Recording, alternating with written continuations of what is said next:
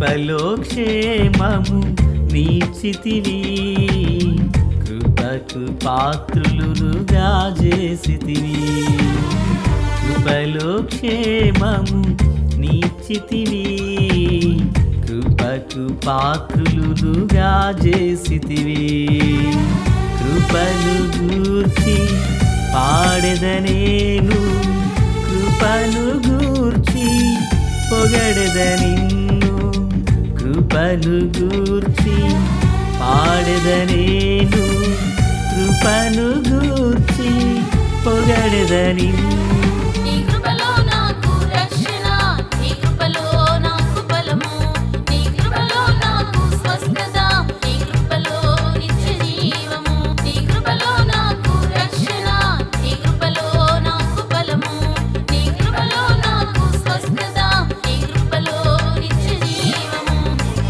కృపలో క్షేమము నీచితివి, కృపకు పాత్రులుగా చేసితివి. ప్రభు అయినటువంటి యేసుక్రీస్తు వారి పరిశుద్ధమైన నామములో తండ్రి అయిన దేవాది దేవునికి నిత్యము స్తుతియు స్తోత్రములు, మహిమయు ఘనతయు ప్రభావములు యుగయుగములు ప్రభువునకే చెల్లునుగాక. ఆత్మీయులారా, బాగున్నారు కదా? దేవుని మహాకృపను బట్టి మరో పర్యాయం మనం ఎలాగున కలిసి దేవుని వేదవాక్యమును ధ్యానము చేయుటకు మహాదేవుడు మనకెంతగానో కృప చూపి ఉన్నారు. అందులకే ప్రభువుకు స్తోత్రం. ఈ దినము నుండి మనకు రాయుడుపాలెం మందిరమునందు ఉపవాస ప్రార్థనలు జరుగుచున్నాయి. ప్రియులారా, ఆసక్తి కలిగిన వారు, దేవుని ప్రేమించిన వారు మిమ్మల్ని అందరినీ ప్రేమతో ఆహ్వానిస్తున్నాము.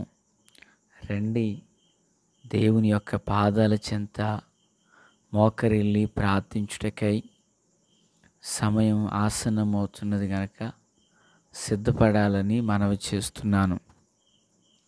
సంతోషం. నేటి దిన వాక్య ధ్యానమై లేవియాకాండం 11వ అధ్యాయం 13వ వచనం నుండి చివరి వరకు ఉన్నటువంటి వచనాలు 47 వరకున్న వచనాలు ధ్యానం చేయుచున్నాం. ఈ ఎక్కువ మొత్తపు వచనాలలో తినవలసినవి, తినకూడనివి అనేక విషయాలు ఇందును చెప్పబడ్డాయి. నా దేవుని పిల్లరా, ఒక్కొక్క జీవిని గూర్చి కూడా మనము ప్రత్యేకించి ధ్యానం చేయవచ్చు. అయితే నేను ఈ అధ్యాయమున ఉండినటువంటి 44వ వచనం, నేను మీ దేవుడైన యెహోవాను, నేను పరిశుద్ధుడను, గనుక మీరును పరిశుద్ధులై ఉండునట్లు మిమ్మును మీరు పరిశుద్ధపరచుకొనవలెను. నేల మీద ప్రాకు జీవరాశులలో దేని వలనను మిమ్మును మీరు అపవిత్రపరచుకొనకూడదు. ప్రార్థన. తండ్రి దేవా, స్తోత్రాలు. చదవబడి ఉన్న వాక్యము మీది వినుచున్న వారందరూ మీవారు. మీ దాసుడనైన నన్ను పూర్ణముగా మరుగు చేసి దైవ స్వరమును వినిపింపచేయమని ప్రార్థిస్తూ ప్రాధేయపడుతున్నాను. దైవ కృప అందరికీ తోడు దయచేయండి. ప్రభు, మీ వాక్కు చేత మాతో మాట్లాడి నన్ను మమ్మల్ని అందరినీ బలపరచండి. దినచర్యలో తోడై ఉండండి. శక్తి చేత బలము చేత కానిది ఆత్మ మూలమున నడిపించండి. యేసునామమున ఆమేన్. ప్రియులారా, మహాదేవుడు ఇక్కడ తెలియపరుచుచున్న మాట, నేను మీ దేవుడైన యెహోవాను అన్నారు. ఆయన యొక్క స్వభావమును తెలియపరుస్తూ నేను పరిశుద్ధుడను అన్నారు. కనుక ఆయనను వెంబడించి బిడ్డలు కూడా ఏమై ఉండాలి? ఆయన పరిశుద్ధుడై ఉండులాగుననే ఆయన వెంబడించువారును పరిశుద్ధులనై ఉండాలని ప్రభు ఆశిస్తున్నారు. ఈ భూమి మీద ఎంతోమంది దేవుళ్ళుగా పిలువబడుచున్న వారు ఉన్నారు. ఒక మాట చెప్పాలంటే ఎంతోమంది పవిత్రతను పోగొట్టుకున్న వారు ఉన్నారు. అయితే వారిని గూర్చి విమర్శించుట కాదు కానీ ఒకటి వాస్తవిక సత్యం, మనం ఆరాధిస్తున్న యేసు ప్రభువు పరిశుద్ధుడు. ఆయన ఎలాగున పరిశుద్ధతను కలిగి ఉన్నారో ఆయన వెంబడించేవారు కూడా పరిశుద్ధులునై ఉండాలని ప్రభువారు ఆశిస్తున్నారు.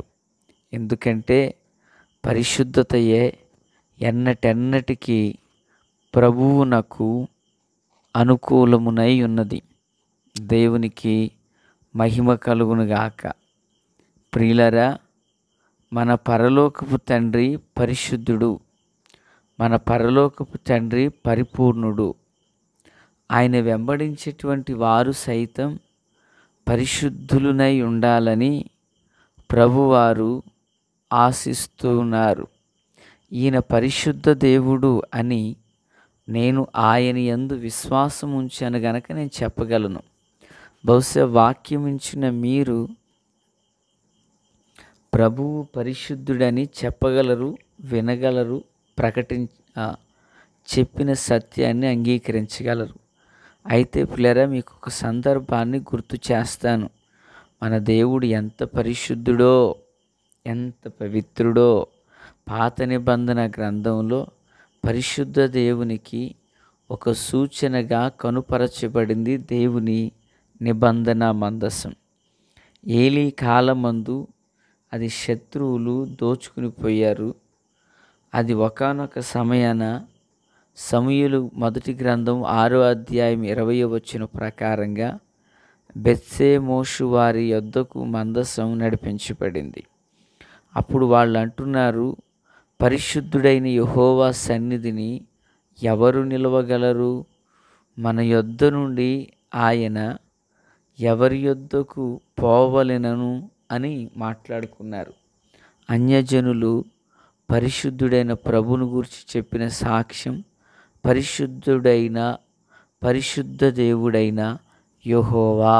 దేవునికి స్తోత్రం. అవును ప్రియులారా, మనం ఆరాధిస్తున్న దేవుడు పరిశుద్ధుడు. మనం సేవిస్తున్నటువంటి దేవుడు పరిశుద్ధుడు. పరిశుద్ధతలో నివసించువాడు, పరిశుద్ధతయే ప్రామాణికతను కలిగిన వారు, ఆయనల యందు దోషమున్నదని ఏ మనుష్యుడు నిరూపించజాలడు. ఎందుకంటే ఆయనలో లోపమే లేదు. దేవునికి స్తోత్రం. ఇట్టి పరిశుద్ధ దేవుని మనం కలిగి ఉండడం అనేది ఎంతో అది ఆశీర్వాదదాయకం. దేవునికి మహిమ కలుగునుగాక. ప్రియులారా, ఇప్పుడు ఆ ప్రభు ఎంత పరిశుద్ధుడో అదే పరిశుద్ధతను ఆయన వెంబడించే ప్రజలు కూడా కలిగి ఉండాలని ఆశిస్తున్నారు. మరి ఈ మాటలు వించిన దేవుని బిడ్డలారా, నీవు పరిశుద్ధతను కలిగి ఉన్నావా? పరిశుద్ధతను కాపాడుకుంటున్నావా? పరిశుద్ధత ఎప్పుడు పోతుంది? ఒక్క మాటతో ముగించాలని ఆశిస్తున్నాను. పరిశుద్ధత ఒక మనుషుడు ఎలా పొందుకుంటాడు, ఎలా పోగొట్టుకుంటాడు? ఆత్మీయులారా వినాలి. పరిశుద్ధతను ఎలా పొందుకుంటాం? ఆదాము హవ్వలు దేవుని ద్వారా చేయబడిన వారు.